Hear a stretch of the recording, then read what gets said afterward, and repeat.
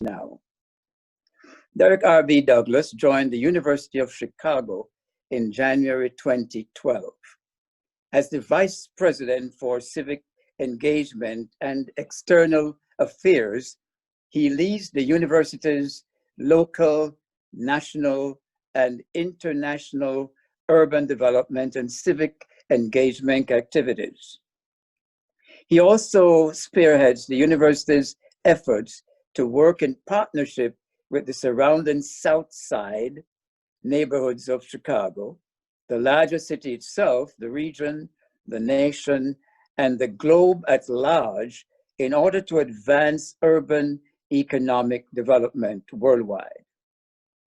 From this vantage point, he seeks to enhance the quality of life for residents and enrich the work of university faculty and students through research, education, and direct engagement.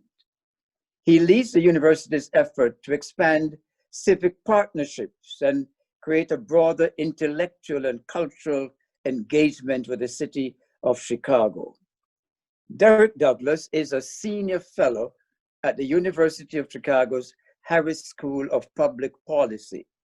As a senior fellow at Harris, Douglas contributes to Harris's scholarship and training in urban policy.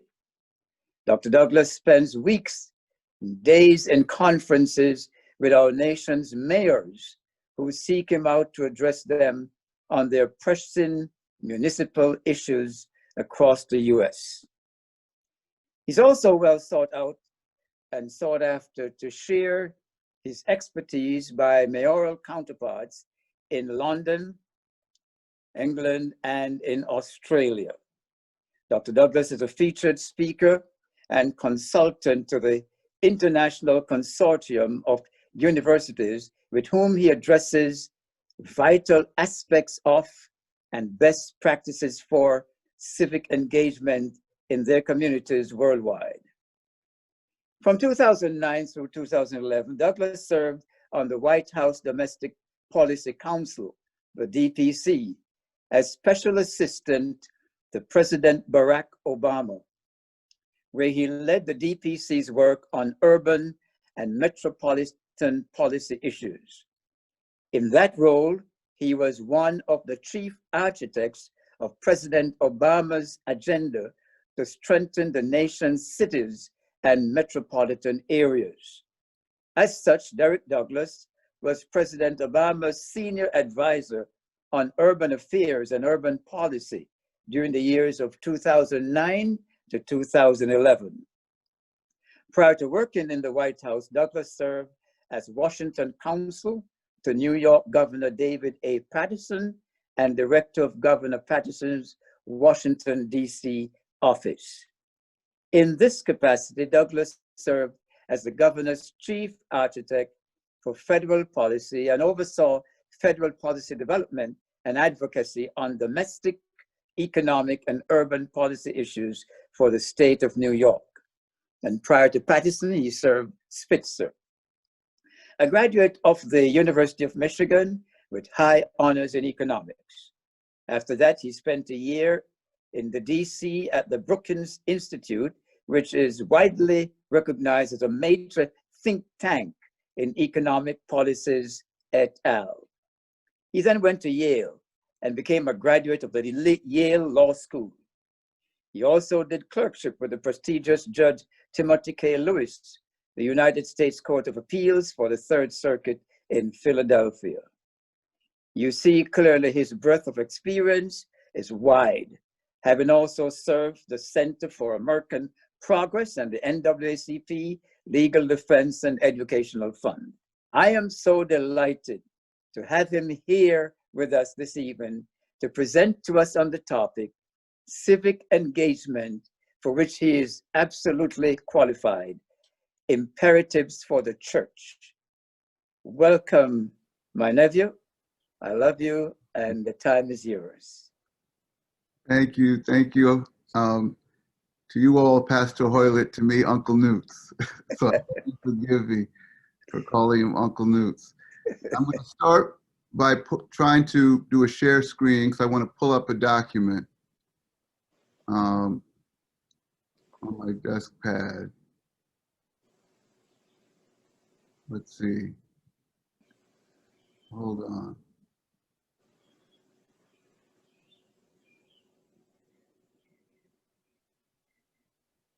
Are you all seeing anything? Yes. Are you seeing a PowerPoint? Yes. Okay, terrific. Let me see if I can get just the first page. Let's see how to do the layout. Okay. Are you seeing all the slides or just the big one? Put it in slideshow mode. Slideshow mode? All of them right now. Oh, Yeah. slideshow mode. Play from start. Play from start. Got it. All right, terrific. Okay, first of all, I want to thank all of you for the opportunity to be with you this evening. It's really a privilege and a joy to speak to the Lehigh congregation. Uncle Newt tells me all about you and the support you've given to him through the most difficult of times, and how you are an extended part of his family, which makes you an extended part of my family. And so it's really a delight to be able to spend a little time sharing with you and talking to you about this topic of civic engagement, which is the area in which I work, and an area in which I would love to see Lehigh and the Adventist Church more broadly get very engaged. The series Uncle Lutz told me he was doing was Render to Caesar. And I was listening to some of the sermons, the past ones, and the one today. And it's an excellent series. And I think one of the powerful points he made is that, and it was educational for myself, was that when most people thought of render to Caesar, you thought it was about paying taxes to the government. But the point that he's been making powerfully in his sermon is it's much more than that. It goes much beyond that. And one of the components of that is really about, I think he used the term render is to force a becoming, or to effectuate a becoming, which in my mind is to have an impact, is to make something to happen. And civic engagement, when you boil it down, is a form of making things happen for the benefit of others. And so I'm happy to talk through some approaches and some of my experience. What I want to do is kind of three parts with the presentation. First, I want to provide a little bit of context for what civic engagement is, at least the way I think about it, and some of the elements that one needs to engage in to pursue civic engagement. I then want to spend a little bit of time looking at my work at the University of Chicago kind of as a case study, and we'll show how we took on and pursued civic engagement and integrated it into the fabric of the institution, because I think that there's some parallels to how Lehigh or the church could go about a similar process to think about how to get more engaged. And then finally, I want to speak directly to the opportunities I see for the Adventist Church to take a leadership role in civic and community engagement, and why I think it's well positioned to do so. So let me go to the first slide. So I always like to start these presentations when I'm talking to a group with your own words, your own language. And so I went on the website of Lehigh SDA Church to see, was there anything in the mission statements, the vision statements, spoke to this question or issue of civic and community engagement. And what I found very prominently was that of the vision statement, which had several different components, two of them, your fifth and your eighth, speak directly to your commitment to reaching out to the community and to serving the community. To me, that tells me that the commitment, the foundation of commitment is there, at least. It's already there. It's not something that I need to convince you of through this presentation. It's really a matter of determining how do we leverage and build upon this foundation to extend the reach and the impact of the church. What I hope to be able to do today is offer some ideas for how you might go about that. And I want you to count me as a partner to you in this journey of civic and community engagement at Lehigh. I'd like to also provide a definition, because I think when people think of civic engagement, they have many different views, many different meanings. I had that as well when I first heard the term. So civic, the dictionary definition, there's two components. There's a geographic component, which is the first, relating to a city or town, especially its administration, a municipal area. That is describing or defining the geography of the civic focus around municipal boundaries. The second is about the activities or the issues that you pursue through civic engagement, and they relate to the people in the town, city, or local area of the geography you're focused on. I often also use the term, and the term is often used, community engagement. And they're very similar, although there are some nuances. But interestingly, when you look at the definition of community engagement, there's a geographic component as well, but instead of it being defined as the municipal boundaries, it's really defined by the proximity or common characteristics of people. So it's people defined as opposed to municipally defined.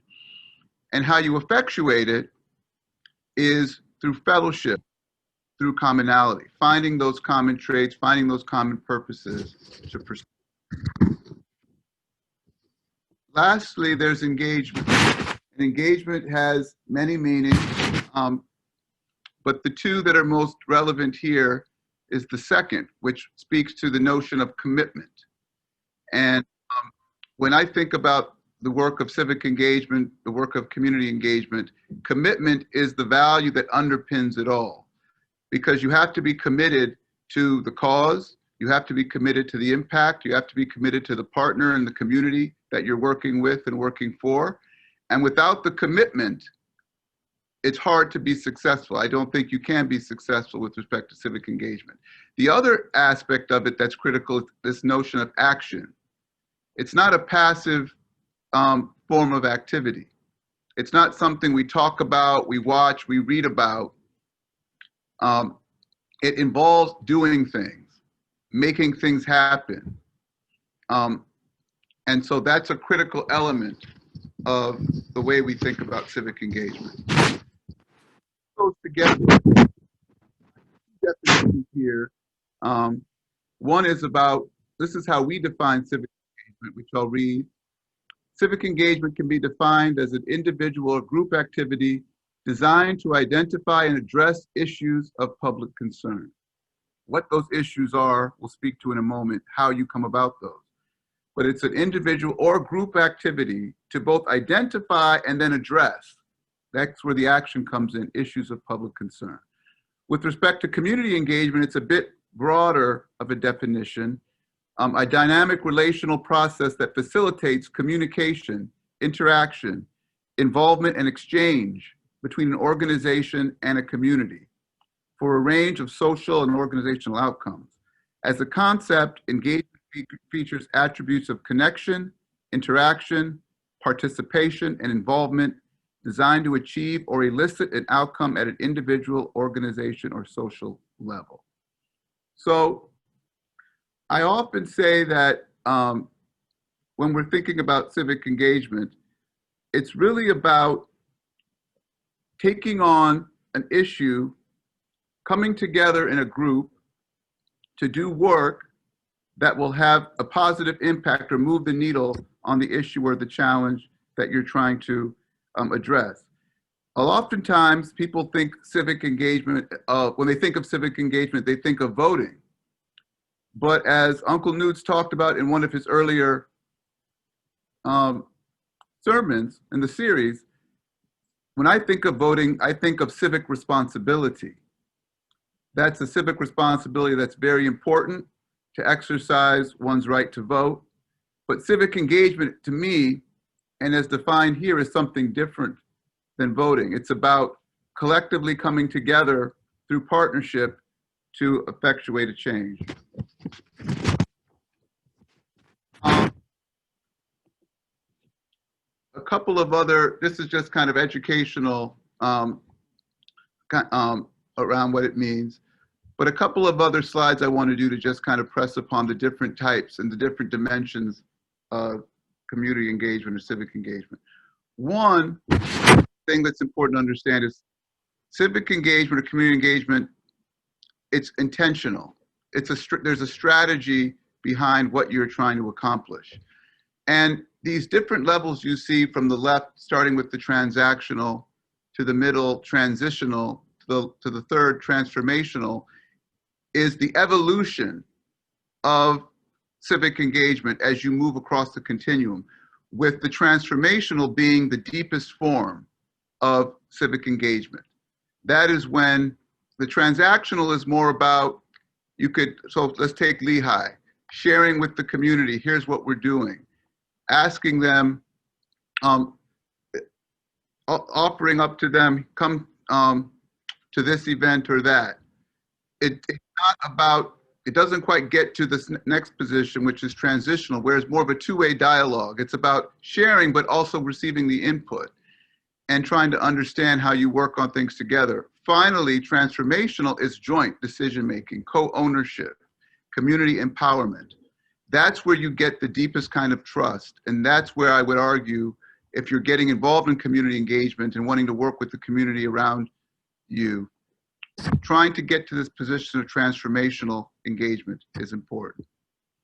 Another rubric that people sometimes use to describe and discuss community engagement is this continuum of, it's when you think about the transactional to the transformational on the left, there are these four elements, with inform being kind of the stage one of community engagement, which is good to do. It's better than not doing anything, letting people know what you're doing, but it doesn't really give them true influence. Moving to the consult, where you're getting input, to the involve, where they're actually part of the process and their interests are not just understood, but are considered and taken into account.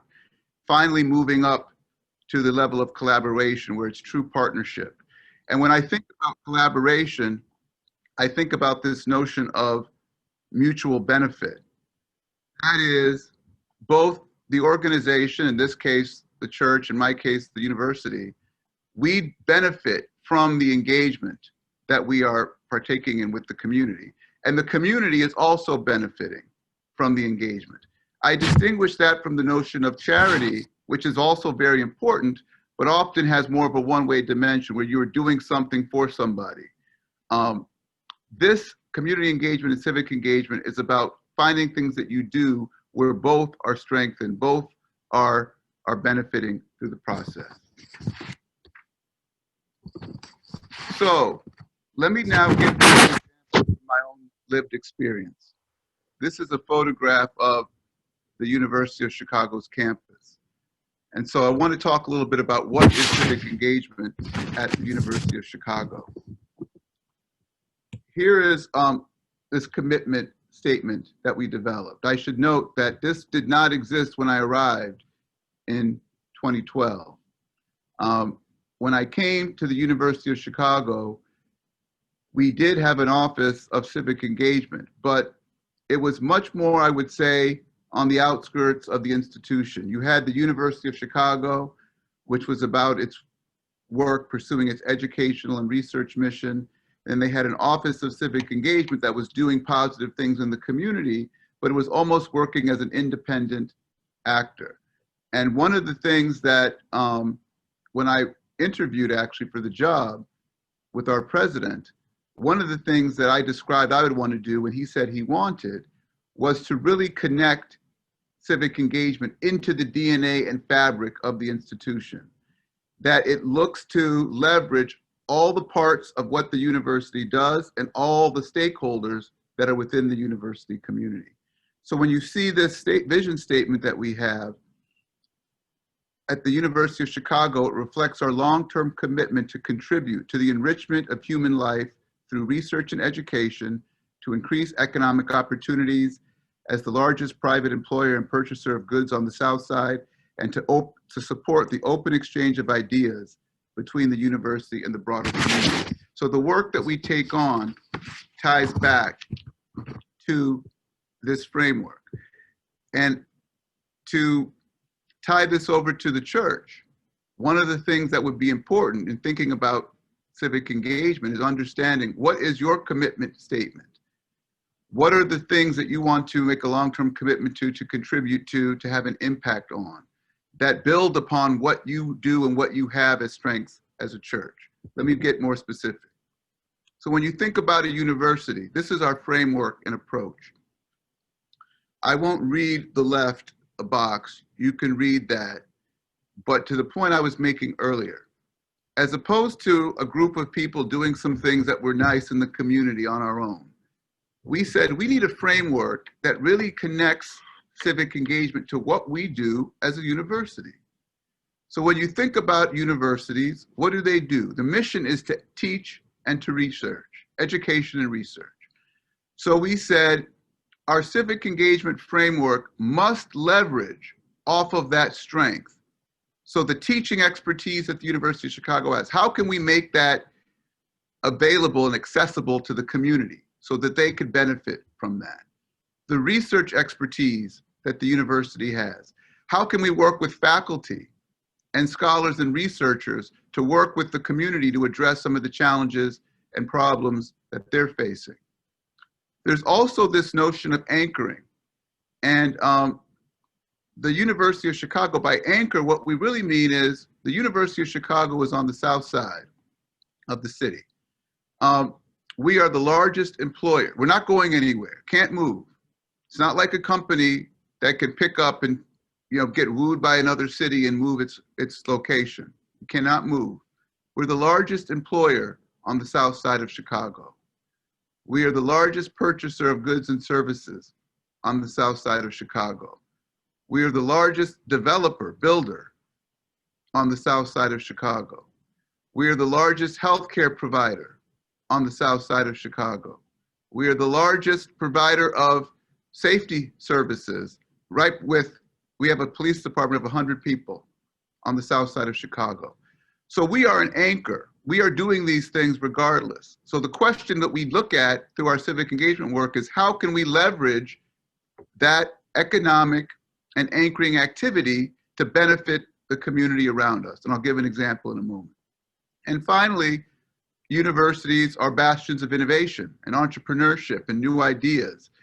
And we are thinking about how we can leverage that to support the innovations, business, and the ecosystem in the city and on the south side. So here is our distinct model. And a lot of these ideas, I think, can translate. One, it's a university-wide approach. So again, to my point about leveraging the full enterprise, the fabric, becoming part of the fabric of the university, but it's also university distinct. And what I mean by that is we take on civic engagement activities that directly relate to what universities do. I often say we're not the city of Chicago. We're not a bank. We're not a foundation. So what we should be doing are civic engagement work that tie into what universities do. In the case of the church should think about what are the core things we do, and I have some points on that later, and build a civic engagement model around the strength and the assets and the talents and the resources of what we do as a church. This notion of mutually beneficial partnerships is key. Everything we do is not just on our own, but it's in partnership with other organizations, other community leaders, other community stakeholders, and we both benefit and learn from one another. We take an interdisciplinary approach. By that, I mean we recognize that some of the issues you want to work on, say health, or let's say safety. There's a police or a safety dimension to it, but there's also an education dimension to it. There's a health dimension to it. There's several other aspects that need to be looked at in trying to solve that issue around safety, or whether it be education or what have it be. We also focus on real world problems. So and I'll talk a little bit about this when I talk about how I see the opportunity for the church, but really trying to understand what are the key challenges that the community is facing. This is not make work. This is not, let's do these things because it feels right. It's about what is really going on in our community and how can we bring the rigor to it. And then finally, it's about measuring the impact. I think this is crucial. If you really want to do civic engagement well, you have to know what you're trying to accomplish, and then you have to assess, are we making the difference? Are we actually doing what we set out to do? And you have to learn from that. And through the learning, you can evolve the programs and the initiatives that you take on. Real quick, within the university, I also oversee the Office of Civic Engagement, and we are kind of the lead. I say it's not the responsibility of just our office to do civic engagement, but we are the face. We are kind of the lead actor, if you will, around civic engagement. And there are 4 core functions that we play, and I view these as roles. And so as you're thinking about Lehigh, or we're thinking about the Adventist Church more broadly, we could think about which of these roles make sense for us to play.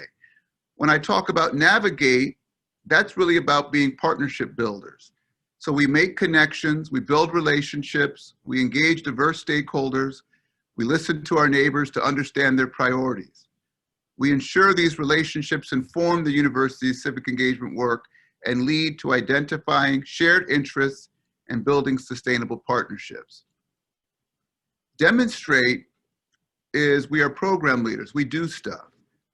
So for us, we creatively align the ideas and the knowledge of our faculty, students, and staff with those of our local and citywide partners to design and deliver initiatives or programs that extend economic, social, and educational opportunities beyond our campus. We lead programs that contribute to a vibrant South Side. So that's a different kind of role, one to think about, but a critical one. We convene, we are civic strategists. We keep civic engagement top of mind within the university and provide strategic leadership and guidance for the university's civic engagement work. We convene civic leaders to build shared knowledge on effective outward engagement strategies. Clearly, convene is one of the major functions of a church, bringing people together. This is an area of growth we have leveraged. And then we amplify. We are information sharers. We disseminate information about programs and opportunities available to the community at the university. We document and celebrate university and community partnerships and strategically communicate the positive impact of our commitment and contribution as a civic partner. So amplification is also another key role, not just to share what you're doing, but to make sure that the opportunities that you're creating are accessible to the community. The challenge that we have in Chicago is real. Here I just have a few statistics to show what's happening in the neighborhoods directly around the University of Chicago as it relates to the city more broadly. You see the vast majority of the people on the South Side are African American, they're Black residents. In the 40s, 50s, 60s, as there was the great migration of the Black folks north, many of those neighborhoods on the South Side, which used to be white, through white flight left. They took off, moved out to the suburbs, leaving these communities to be predominantly Black. They were disinvested in, they were ignored. And so some of the most challenging issues of any communities, not just in the city, but in the country, reside right there in Chicago. You see the disparities in home ownership, unemployment. This number is a little bit dated, it's even higher now. The crime rate, vacant property. We have a neighborhood next to us, 12% of the land is vacant and abandoned, and it sits right next to the University of Chicago. And I think one of the most powerful stats of all, to just pinpoint the discrepancy and the magnitude of the challenges, is the life expectancy gap. If you live in downtown Chicago, your life expectancy is 84 years of age. If you drive 7 miles south to Washington Park, the life expectancy is 69. The head of our trauma department uses a quote. He says, 84 minus 7 equals 69, meaning 84 years life expectancy minus 7 miles, it drops 15 years. That is an unacceptable situation, and one that we felt we had to do something about. So here I have, these are the areas of the work that our civic engagement activity focuses in. And there's 6 areas. I won't read them all, but I will give just a couple of examples, some that I think could be relevant. And then I want to pivot to the church. So one of the key issues when you think about this one of build civic infrastructure is there are a lot of community-based organizations, nonprofit organizations on the South Side that are struggling. And so what we said was at the University of Chicago, we have students, we have faculty with expertise. What if we developed a program that was focused on building the capacity of the nonprofit organizations that are really the front line in providing services to these communities of need? So we created this program called the Community Programs Accelerator. In just 5 years, we've worked with over 200 nonprofit organizations on the South Side, helping them with everything from developing business plans to strategic plans, fundraising, building a board and setting up the governance, helping them to go from ideas or unstable to stable, thriving, high impact organizations in their community. It's been one of the most successful programs we've had because this is dealing with the grassroots groups in the neighborhoods that are working on issues of violence and education and health. And it leveraged directly some of the key strengths that the University of Chicago has. Another example I'll give is our work through COVID. When COVID hit, the South, a lot of everywhere was struggling, but particularly the most vulnerable communities were hit the hardest. So we put together, literally in about a week and a half, a community support initiative that did 3 things. One, universities obviously have dining halls that serve students, but we didn't have students because they were all remote because of COVID. So what we did was we said we're going to keep paying the dining workers, but instead we're going to have them prepare meals for the community. So over from starting in April to June, we provided 250,000 meals to community residents on the South Side. And food insecurity was one of the major issues the mayor told us that they had. We then extended it through the summer.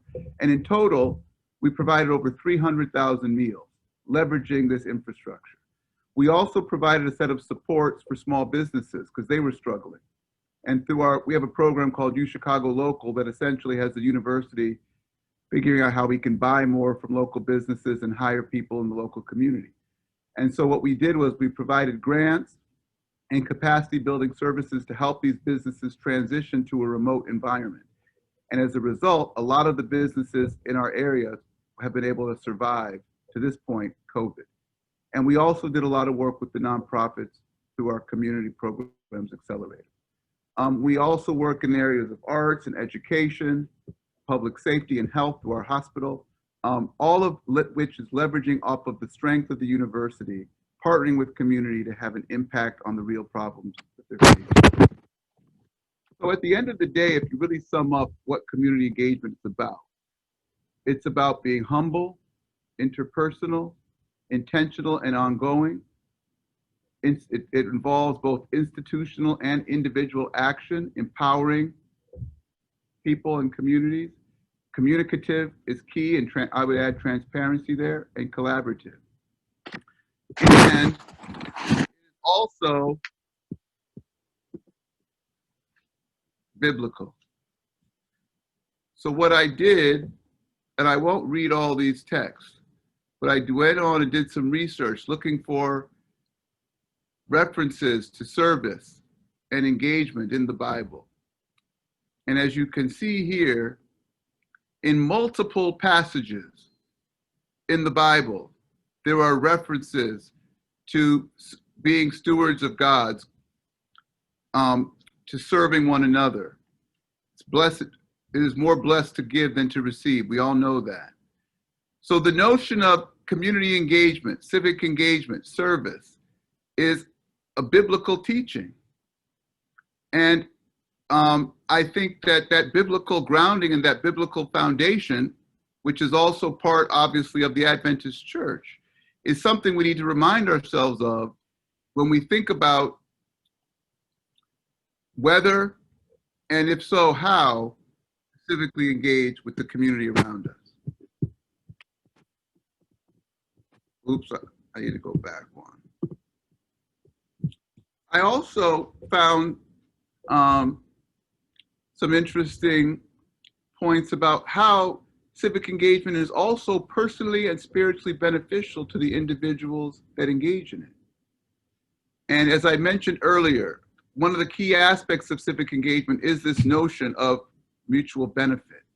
Here was a list that I found of 12 different ways in how serving others and engaging civically benefits, gives purpose, joy, reduces stress, leads to longer life.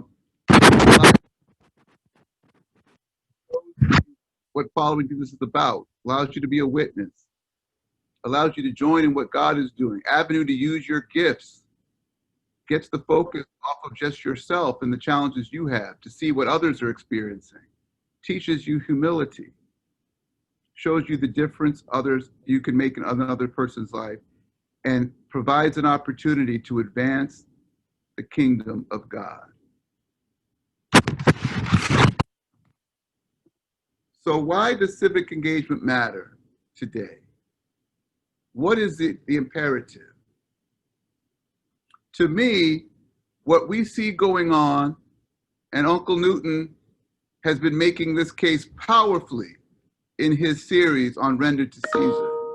We are dealing with unprecedented times and unprecedented challenges. And to me, it makes civic and community engagement more relevant and urgent than it ever has been before. I have 5 photographs here. I could have put 20 on there to just give you a sense of the challenges we're facing. If you think about COVID-19 in the top left and the devastation that has had on families and on communities, both from a health perspective and from an economic perspective. What can we do to help mitigate and help communities and people deal with these challenges? If you move over, and I pardon me for putting it on there, but I put on the George Floyd murder. People need to see systemic racism, police brutality, what's happening in our communities, particularly the Black and brown communities, is unconscionable, with too often no accountability. What can we do to tackle these challenges and to empower our brethren to push back on issues of systemic racism? The middle one, this is a picture of Chicago, downtown versus some neighborhoods on the south and west sides. Poverty and economic and social inequality are on the rise. I talked about the life expectancy. I showed some of the other statistics. In Chicago, you can go on the north side and walk around all day and never see a Black person. You could drive 7 miles south to the south side or 7 miles west to the west side and walk around all day and never see a white person. And when you look at the opportunities that those two communities have, it shocks the conscience that we're in 2020 and this is still the situation. We have to do something to create more economic opportunity and social equality. When you think about social unrest and the polarization that exists, this one on the left is the Charlottesville situation. We know that this is more rampant. We know it's actually being stoked by some of our leaders. But through civic engagement and the process of bringing people together to identify common challenges and work collectively and collaboratively to solve them also helps to deal with the polarization and to bridge the divide.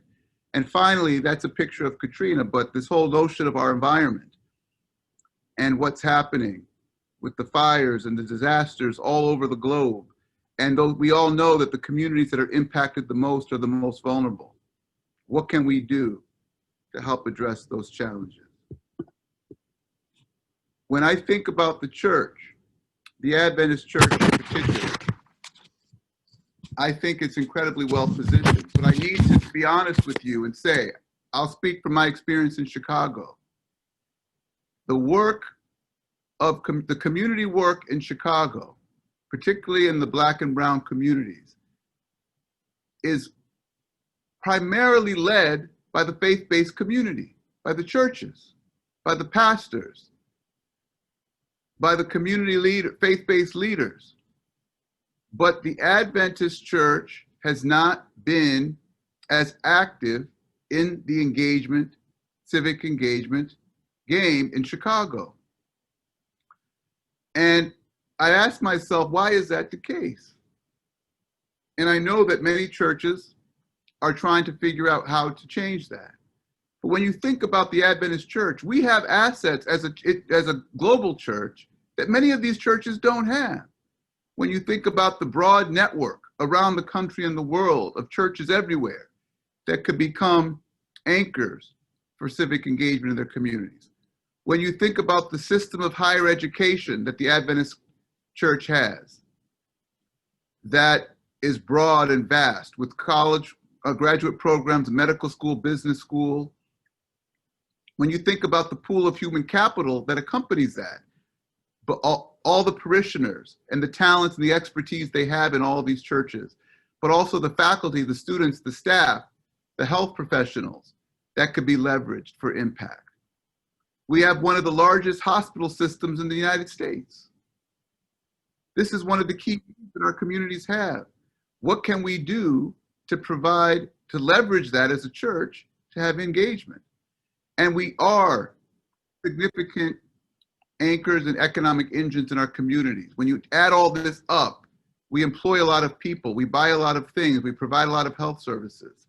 So thinking about at the macro level, the broader church level, what should be our strategy and how do we drive civic engagement as part of the values of the church, wherever they may be, I think is critical. When you take it to the micro level and think about Lehigh, and you think about what we do or what you do at Lehigh, obviously preaching and teaching, education is a key thing you do all the time. How can you leverage that skill set to train, provide tutoring, other types of services that could maybe benefit the community? The convening power of the church at Lehigh. When you see issues that are going on that are unjust, how do we think about leveraging our convening power and bringing other organizations and churches together to say, what are we going to do collectively about this? The organizational skills, both of the church and the community organizing skills that the many churches in the Adventist community have that are powerful. How can we use those skills? Communications, messaging, inspiration is obviously at the heart of the church. And by the way, all of these things can be done through the lens of Christ, through the lens of ministry, discipleship. And then I also say the diverse human capital. I know at the churches I've gone to, you have so many people in the church who have their other jobs, but have skill sets that could be used and brought to bear to work on these challenges in the community. And many of people would be willing to do it. They just need to know it's a priority and they need the direction of where to go. And so I see huge opportunity at both the macro Adventist church level and the micro level to do this work. So finally, how do you do it? This would be a checklist I would propose to think about how to go about this. One, it starts with living our values as a church. I think of civic engagement and community engagement as an excellent way to minister. We send people all over the world to minister and to share the gospel. We have an opportunity to demonstrate and minister right in our backyards through civic and community engagement. You need to evaluate your strengths, assets, talents, and resources. What do you have? Don't be something you're not, but what do you have to bring to the table and how can those be leveraged? Engaging the community is key to understand the needs. We have to humble ourselves. We don't have all the answers, but we need to engage, meet the community where they are, and then develop a plan for how we can help to address based on our assets. Identify partners. This work is very hard and it cannot be done well when acting alone. It needs to be done through partnership. I talked about the roles earlier on. What role does Lehigh want to play? The navigate and building partnerships. Do you want to demonstrate and drive programs, the convene or the amplification and communication? And then understanding what success looks like, where you can develop the metrics for success so you can know, are we really moving the needle on what we set out to do? There are a couple of potential models in Chicago that I just wanted to flag for you. I'll share these slides with Ashley so that she can make them available. But one is the network of Woodlawn. This was formed in 2003 by Pastor Byron Brazier. This is a neighborhood just south of the university. His approach was to create what he called the network of Woodlawn. It's a comprehensive community development collaborative, and it uses a 4-pillar approach. So he said, these are the key issues facing our community: economic community development, safety, education, health and human services. So he brought together members of his church, but he also invited members of the community that may not even gone to his church to work in working groups to identify in each of these 4 pillars, what do we want to try to get done? And then how can we go about doing it? He served this convening role and used his church as a convener to organize, to go about addressing these challenges. Another model I think is very powerful is Bright Star Community Outreach. This is, again, led by a pastor on the south side of Chicago, formed in 2011 in Bronzeville, which is a neighborhood north of the university, but still on the south side. I won't read what the different strategy, mission, and vision here, but what he did was borrow a model that was actually used in Israel to deal with a lot of the trauma that they're facing because of the violence and the terrorism that goes there, and focus on economic development, health, building up civic infrastructure. Again, he convenes. They have partners all over the south side in the city. They have they set strategies for what they want to work on and accomplish and they have a geography that they're focused on. And then in this particular case, he works with the University of Chicago as the research partner who is evaluating all the programs that they're implementing to see how they're successful. Lehigh could partner with the university there in the area to work on some of these issues. In closing, let me return to where I started with your own vision statement. And I think that both for Lehigh specifically and for the Adventist Church more broadly, we have a foundation to do this work, and we've espoused the values to do the work. We have the assets, the talents, and the resources, and the community need is evident. So the question really is, what will be your story or our story with respect to civic engagement? What will be our mission? What will be our vision? Or to borrow the words from the sermon earlier today, with a slight modification, to engage or not to engage? That is the question. What is your answer, Lehigh? What is your answer? So with that, thank you for the time. And I really applaud and praise you for grappling with this issue. Thank you. Thank you so much, Dr. Douglas. While we wait, it may take a few minutes for everyone to type out their questions. So while we wait for some questions to come in, I have a question. So you touched on this briefly, and you spoke about how the Adventist Church is uniquely positioned and has the resources to really civically engage on a national and global level. So what can we begin doing individually that could eventually translate into utilizing the Adventist Church's resources on a national level? Well, I would say Thanks for that question, Ashley. And I would say there's two things that you could be doing. So I have this phrase or this, we use this term at the university, we call it local to global. And by that, what we mean is that the things that we do locally, we try to do them in a way so that they can be replicated globally around the world. And they can influence and inform other systems, other universities who may be interested in the same.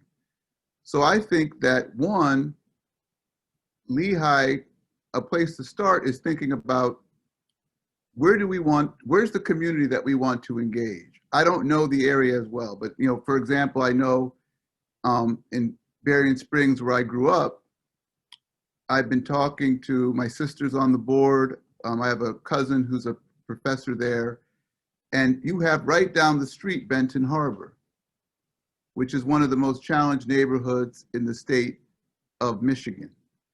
And I believe they have identified Benton Harbor as a place where they want to broaden and strengthen their engagement. And so I think for Lehigh, it's understanding first, where's the community where the need exists? Is it Lehigh? Is it a neighboring area? Where is that? And then it's starting to have conversations with the leadership of the city leadership, other community organizations, community stakeholders and leaders to understand what are some of the challenges and how Lehigh might be able to engage or support move the needle. I think that by getting something going locally, it gives Lehigh the street credibility, if you will, to start then taking that message to the conference, to the division, and to the ultimately all the way up to the leader of the church as to what can be done and to encourage more activity in this area. I think that, it's happening in pockets, but I don't think within the Adventist church at this point it's been systemic. And I think that the need, though, is there to do it. The opportunity is there to do it. And I think Lehigh could be a powerful voice, both through its actions and through the echo chamber that it has. I mean, Uncle Newton knows a lot of people. He has a lot of influence. You have one of the most influential pastors. So he can get to a lot of people and get into a lot of rooms. But he goes in a much more powerful position if he can say, look at what we're doing. How can we take this broader? How can we scale this up? It's harder to go in when you're not doing it and then asking others. So that would be my advice. Thank you. Thank you so much. Sister Barrett says, it was a wonderful presentation that is giving feet to the gospel. We have a question that is saying, how specifically can youth and pathfinders mobilize for civic engagement with COVID-19 restrictions? COVID-19, first of all, I should have made this point. When we talk about civic engagement, it's not just an adult exercise. The youth, all ages, can play a critical role. We have programs, civic engagement programs, where we're getting high school kids involved in tutoring and working in labs at the university and helping to support other students in other schools. So I think that the motivation of the question, which is how can we get involved, is an excellent one. Now, in light of COVID, obviously the in-person engagement has been challenged. And so you're not able to gather to do the in-person kind of work that you normally would be able to do. But you can do things through remote. Look at what we're doing right now. We're having a dialogue around an issue using Zoom. And for a lot of the work that we've been doing at the university, we've had to position and transition to a remote environment. So we do work in, we have a program called the Neighborhood Schools Program, where we work in 50 schools across the south side of Chicago, supporting teachers, supporting principals in the classroom. Because of COVID, we're now having to provide that support through Zoom. we have a program we started called Maroon Tutor Match, which provides free tutoring services to anyone on the South Side who wants it. And our students are the ones who run it. They created it with our support. They're doing that through a remote environment. So I do think we have to be safe, but there are things that can be done even in a remote environment. And engagement can certainly happen as well, and understanding what people's challenges are and kind of laying the foundation for what a plan might be could be happening right now. Wonderful. We have another question that says, do you have any instruments or even methods that you use at the University of Chicago that we could use to help us identify the best areas for engagement? Oh, that's a good question as well. You got some great questions coming. Very thoughtful questions. To me, when I think about the areas of engagement and how we did it at the university, just to use us again as a case study, we looked at two sources. Being a university, a research institution, data is very important to us. So we did go to the data. And I do think you can go to the data for whatever area that you're thinking about working with to understand what are some of the key issues that are facing those communities. So for us, we know from the data, issues about economic opportunity are big. A lot of unemployment, lack of jobs, lack of businesses. How can we address that? We know education is a key one. If you look at the schools, Chicago Public Schools has a way of ranking the quality of schools. You could be a level 1+ down to a level 3. Not surprisingly, a lot of the schools on the south and west sides are level 3. So we know there's an issue with the educational opportunities for the young people. And so we said, what can we do there? And down the line, you can look at the data to understand, but you also can't just rely on the data. You also have to talk to the community themselves, because the data may say, well, the most important thing is getting a job. But you might go to the community and they might say, you know what? I want a job, but I got to be safe first.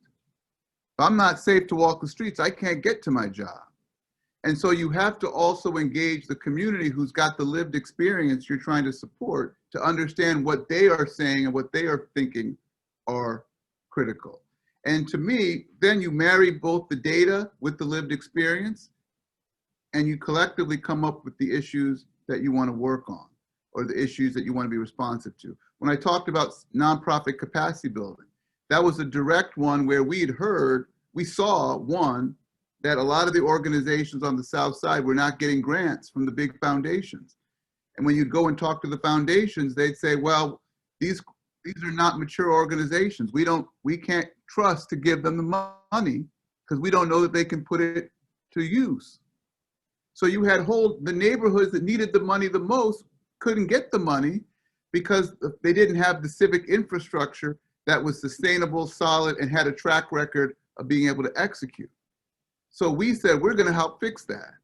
And that's why we created our nonprofit capacity program. We work with these organizations.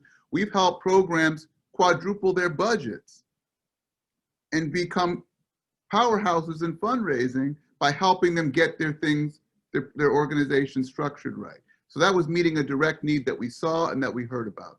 So that's how I would recommend going about it. Thank you. We don't have any more questions in the chat, so if anyone has any more, you can go ahead and send them. While we wait, I have one last question. A lot of times during, these efforts of civic engagement and to help the community, you'll experience a critical eye from people in the community who are critical of outsiders. So has the civic engagement committee at the University of Chicago ever experienced this? And if so, how was it combated, and how can we help combat that so that we can go into the community and help? That's a very perceptive question, because that is a major challenge. It's a major challenge wherever you do this work, and it's an ongoing challenge. We still deal with that at the University of Chicago. For us, it's a bit more complicated because we have a complex history with the community. When the university was founded, our first president, I actually had a slide, I have a slide and sometimes that I use, where he talks about how he wanted to create a new kind of university, an urban university, and how the university owed something as an institution to the people without its walls. And so from our very founding, one of the first schools of social work was created at the University of Chicago. The extension program, where you didn't have to be on campus and we would provide education to you at the University of Chicago. So from our founding, it was in there. But then that started to wane. And in the 50s, 60s, 70s, the University of Chicago was very active in this thing called urban renewal, which some of you may be familiar with, where the government institutions were effectively trying to prevent communities from tipping from white to black. And so they engaged in practices like restrictive covenants and other things to limit opportunities for black populations. And the University of Chicago was involved in some of that. And people still remember that. We've now pivoted and we're back to our origin story, very committed, doing a lot of work, but every day there's a critique, there's always a constant criticism out there, and every day we have to prove ourselves. The way I do it is you have to do the work. You can't, you can say all you want to say. You can have the best words in the world, but people need to see you showing up, and your actions is what builds the trust. Partnership is what builds the trust. And so for us, it was doing things like the Community Programs Accelerator. I'll never forget, there was a woman who lived in a neighborhood just west of the university. She was one of our most vocal critics. Everything we wanted to do or propose, she would show up at the community meeting to shout us down. We then created the Community Programs Accelerator, and she had a nonprofit that needed help. So she applied and she got in. And we worked with her nonprofit to help her, I forget what it is she wanted to do. But I remember at one of our meetings, she came up to me and she said, Derek, I've been one of your toughest critics, but this accelerator that you created, this is helping me like nothing else I've had access to. This is changing my perception of the university. It's not by all the stuff you say and promise, because I'm experiencing directly. So I think that you have to have thick skin to do this work. I've seen many organizations get criticized or yelled at, and they get scared. They get scared off. But you have to have thick skin, because you are going to take credit. People are going to say, "Who are you? Where have you been?" But you have to continue on. And it's like any journey we have. We're all Christians. We know these journeys are challenging at times, but you have to persevere. And as you show up, as you do the work, as you start to make a difference, as people see you and recognize that you're not just a fly-by-night, the trust will come. And I think that's what changes hearts and minds, actions, not just words. Absolutely. We have a question that says, has the city of Chicago ever attempted to clean up the south side of Chicago and remove the old and worn out buildings considered slums from the 50th Street and over to Western and give people a better environment to live in? Wait, let me see the question.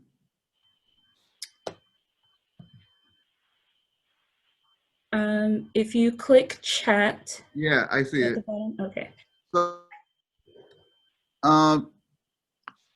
I would say that, yes, the city has done some of this. They've had different programs like the dollar lots, where you could get $1. You could get a lot for $1 as long as you agreed to fix it up and to build or renovate the structure that was there. The mayor right now has a program called Invest Southwest, where she's identified 10 neighborhoods on the south and west sides of Chicago that are very distressed, and is working on bringing a lot more investment from the city, private sector investment, investment from foundations and philanthropy to try to revitalize those communities as well. So there's efforts going on. And the University of Chicago, one of the things that we also do is a lot of neighborhood revitalization. So in Hyde Park, in Washington Park, in Woodlawn, there's 3 examples. We're involved in projects to do development, new buildings, new structures to help catalyze and revitalize these communities. That being said, one of the things I have complained about, and I've said this to the mayor and her team, I said it to the last mayor and his team, is that while they have these efforts that pop up from time and again, they have never been of a scale sufficient to address the magnitude of the problem. So you're not seeing any change really because they're having resources to fix 10 lots when you need to fix 1,000 lots. And so I've been arguing that in Chicago, what they need is a version of the Marshall Plan. So everyone may remember the Marshall Plan after World War II, when the United States government invested heavily to rebuild Europe, and because whole areas were destroyed after World War II, they said we have to basically build it from the studs, and invested billions upon billions to transform those countries.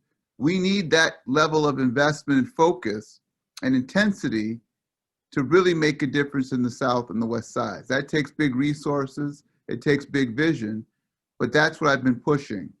And we haven't yet seen that. We're seeing some, I think this mayor is more focused on it than prior mayors, but I still think more needs to be done to truly address the full scale of the issue. We have another question that says, how do you get the university itself on board with the policies and ideas for civic engagement?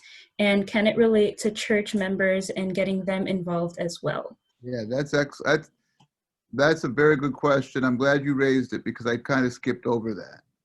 So as I said, when I came in 2012, the Office of Civic Engagement, which is what I was taking over, was a very small office, kind of on the outskirts of the university, to be honest with you, doing its thing.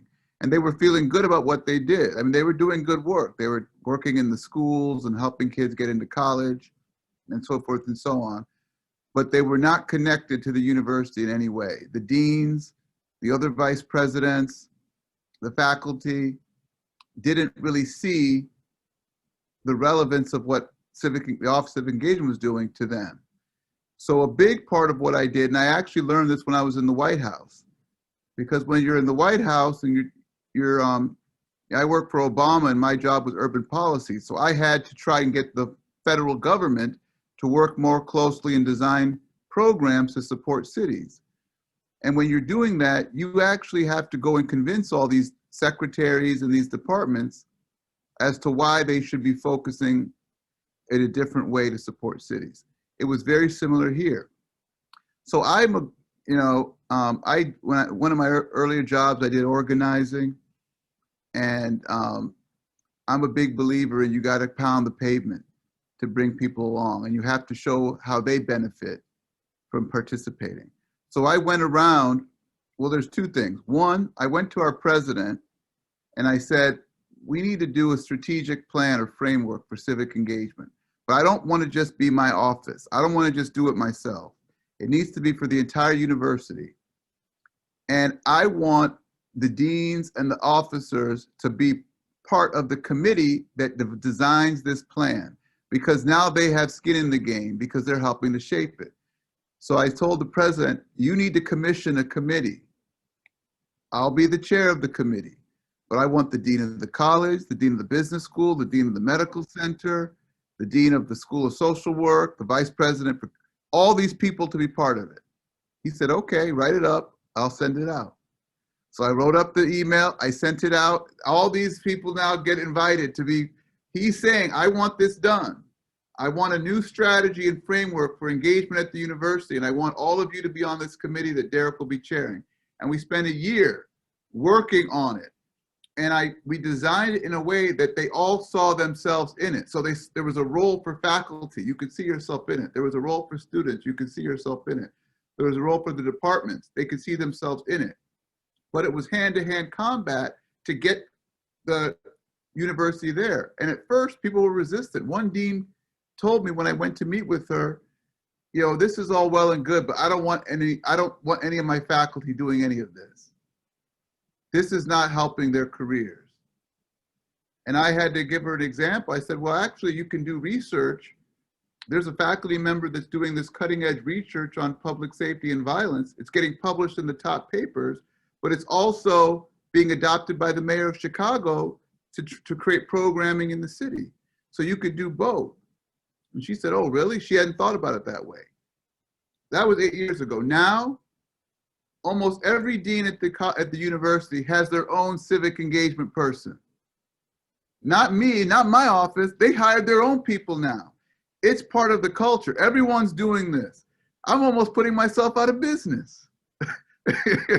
So it takes time, it takes engagement, but it takes people seeing a role for themselves in it. So with respect to the church, you have to, that's why I said you got to design something that fits with what you do as a church. Looks at the people that come to the church and what skills they have. And they can see, oh, I can play a role in helping to work on this issue or that issue. And I can see the value I could bring to it. That is how it has to be done to get people to buy in. And then when you have success, that also leads to buy-in. It was very important when we were doing this work that we had to have some wins. And so some of the programs that I designed, like the accelerator, I designed it in a way that involves faculty from all different parts of the university, and it's very successful. So they can see it. Now they're going around talking about it, and they're helping to be ambassadors for the work. So you do need to see success, and success breeds success. And that's how I would suggest Lehigh think about doing this. Thank you. Thank you so much. Our last question, do you have any resources in Chicago or otherwise that can help us continue this conversation? So, you know, it doesn't become just another thing that we talk about and then gets lost in the world of all the things that we need to do. Well, here's what I could do. First of all, I will be, and I'm committed to being a resource to you. So Uncle Newton knows how to get me, and I'm happy to look at anything, give advice on anything, talk to whoever, as you all are embarking on this journey.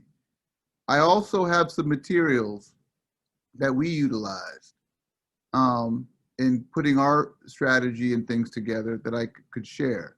And there might be some lessons, at least structurally, for how you all think about what you want to do. I also could pull together some examples, and I gave a couple in this. I gave some highlights from a couple, but some examples from other churches that are doing this work, I think, successfully in Chicago, because that allows you to see kind of a faith-based approach.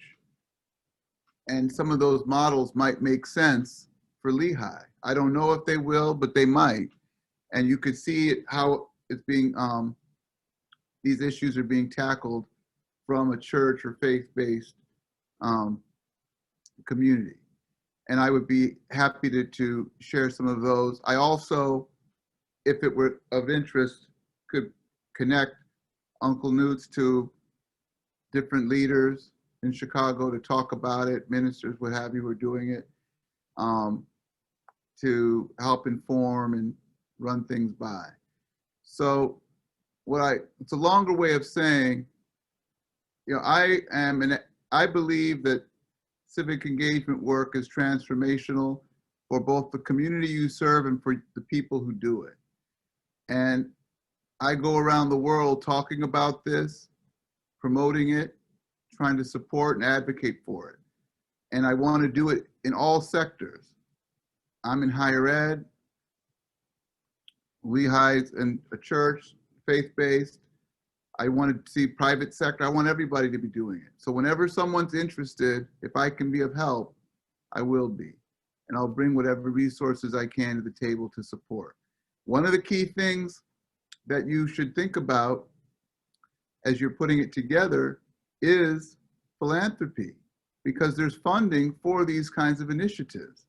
They have to, their foundations, both national foundations, I'm sure they have foundations in Florida, they may have some community foundations locally that support this kind of work, where you put together proposals and say what you want to do, and then they provide the funding. And it opens up another avenue of resource for the church and for another avenue of ministry.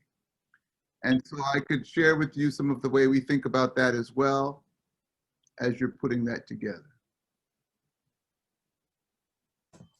Thank you so much. I know all of that would be an incredible resource for all of us, both on the local church level and the individual level, as we all try and get involved in our communities.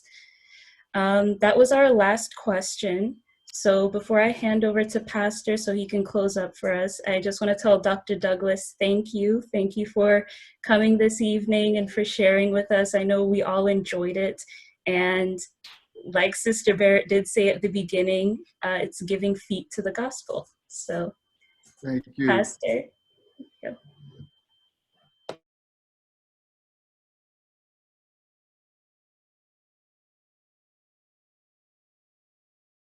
You're on mute, Uncle Newt. You're on mute. Okay, thank you. My Uncle Newts, well spoken, well said, and well taken. And I just want to tell you that we'll figure it out shortly.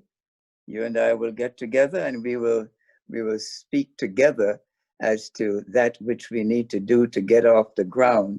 And I will share with you what we have going and how what we have going can create a foundation or serve to be some of the building blocks for us to make things better. And then over the last few weeks, I have also some ideas with respect to two aspects, and that is the health aspect and the educational aspect that we have not yet done, but we have the foundation for it in the church already. And I've spoken to my health director and spoken to my education director about the thoughts that I have in COVID, during COVID time, what we could put forth as an effort for our church. I want to tell you thanks for opening the mind and enlightening us on the matter of civic engagement and what it really means, and the broad framework, the broad structure, but the laser focus that it has in terms of breadth and depth. And so I want to tell you thanks for that. It's very enlightening. It's been an awesome time together. And I want to just thank you for taking the time. Your check is in the mail. I will, if you want to cancel it and send it back, that's fine with me. But if that's what you're going to do, then I probably won't send you a check at all. So I appreciate your help, and I know that I always think highly of you, and saw this coming from a long time. You press us on to action, and we will be in action in a way that fits with respect to the whole concept of civic engagement. I'm doing the foundation work in this season by the preaching, by the sermons that we are sharing on the platform, from the platform, and then bringing in you guys who are the intellectuals of our church in a global way, and you have your feet around the globe.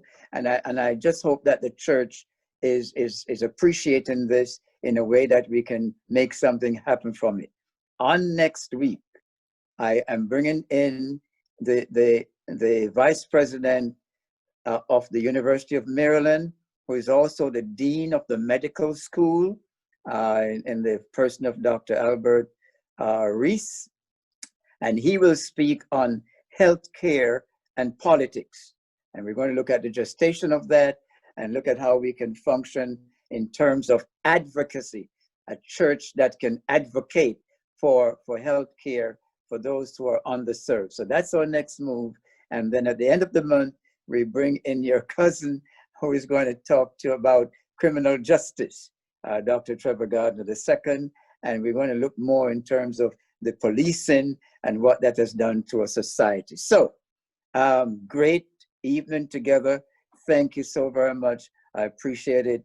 And thank you folks for being here. I see my brother here, my sister-in-law, Dr. Ansel Fletcher again was on, and Dr. Valerie Smart. There are others that I probably can't pick up right now, but I'm just flipping through the, I got a friend from Canada on, a couple of friends from Canada. I think I also saw Miss Espy. There's somebody who has something up there that I don't understand what that is.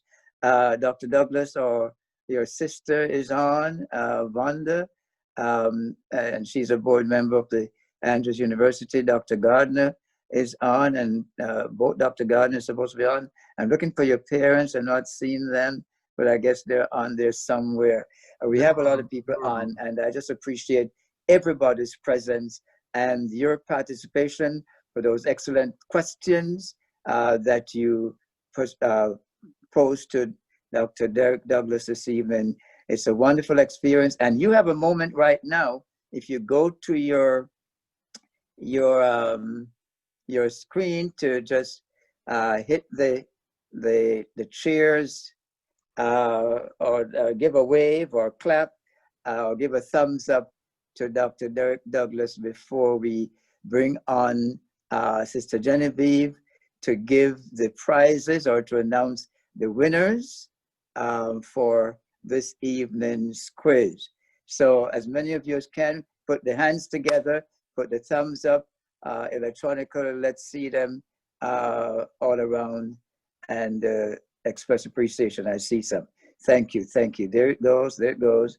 Very good. Is Genevieve nearby to tell us the winners?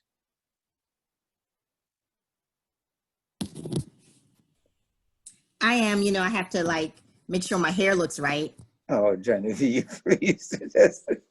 Listen, I had to check my hair. All right, okay. So, it's changed a little again. So today we had great participation, loved it. And Sister Ellen, I'm gonna say that this is Justice's mom. Yes. And so the prize is not Ellen, it's for Justice. Oh. Her email address. So even if you answer the question, Sister Ellen, it's not you. It's Justice. What do you mean? I get really answers. And Don, if you're a part of that, definitely Justice. Sister Downs and the Henrys. Congratulations. Congratulations. I need you to send your email addresses to Ashley in the chat. She'll send them on to me, and your Krispy Kreme e-gift cards will arrive by email. I'll do it. All right. Let's put our hands together. Next week, please be prepared. It could be a scavenger hunt, and it could be stuff from the sermon. You never know what'll take my head in that time. All right. Okay, make sure your hair is fixed. Okay, Dr. Douglas, thanks again for a wonderful presentation. We are very blessed and very well educated here this evening. I love you, man. Let's bow our heads in prayer. Thank you, Lord, for convening us this evening in this fashion. We thank you for the technology that we can be connected with Canada. Miss Espy is on, and friend Norma is on, and from New York, Brandon Carlin and others are on, and from Illinois, and from all over the place. We're on this side, just listening to the intelligent expertise that you have given to Dr. Douglas, that you have shared with us. We're here in Naples, and our body of people in Lehigh and Fort Myers. Thank you for Dr. Smart, who is on as well. We just appreciate, Lord, the medium that you've given us.